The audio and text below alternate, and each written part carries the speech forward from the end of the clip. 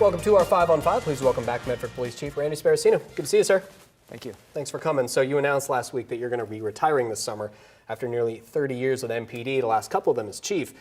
Why now? What it feels like we were just here when you were named chief. You know, time flies when you're having fun. Now it's just the right time for the department, the right time for the city, and importantly, the right time for me and my family.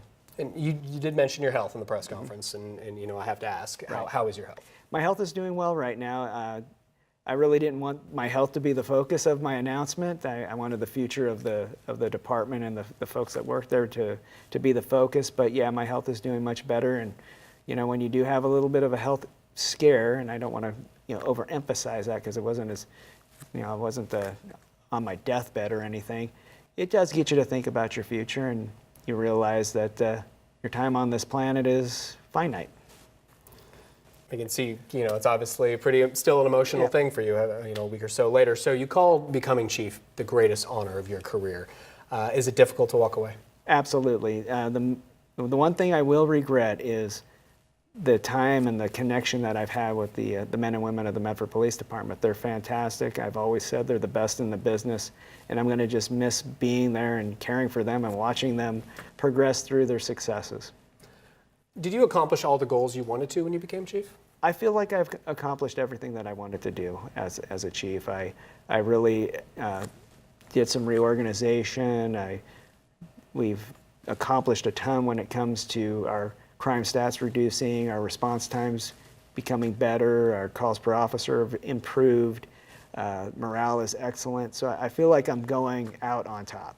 And what, our viewers, just talking to the masses, if you will, what should our viewers know about the men and women who wear the blue for Medford Police?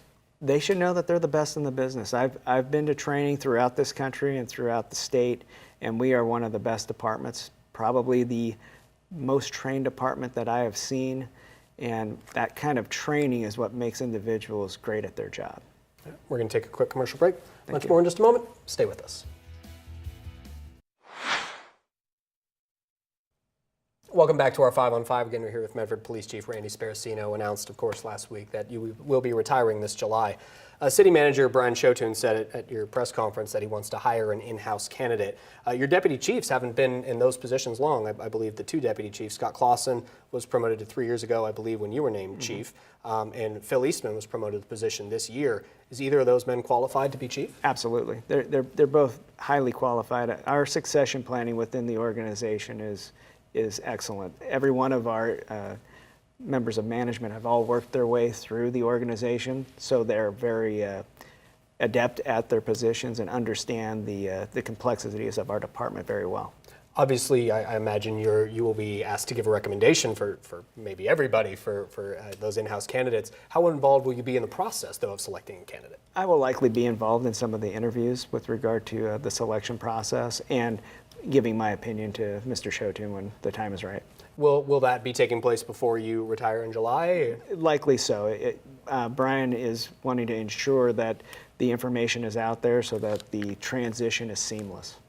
Forgive me, not a law enforcement background. When it comes to hiring a chief from within, is it possible for someone like a lieutenant to leap over, if you will, a deputy chief, or would it be a deputy chief in your department? The possibility is there. The likelihood is that the deputy chiefs are going to have more of the desired skills and abilities for the position than a lieutenant would, but a lieutenant that has those skill sets could potentially be a candidate. Okay. I'm curious, law enforcement's changed a lot since you were, I believe, a bike cadet in 1990 when you started. Yes, a long time ago.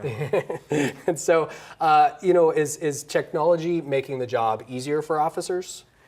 Yeah, in some ways more difficult because, technology has also added additional responsibilities with body-worn cameras, in-car video, some of the more elaborate documentation that we have to maintain. But it is also making it easier because you get information immediately out on the street where you can get access to photographs and access to information on individuals you're contacting right there and do your reports from within your vehicle. Interesting. Well, thanks for taking the time. Appreciate it. Good to see you again. Thank you. Always great. Thank you. Stay with us. We'll be right back.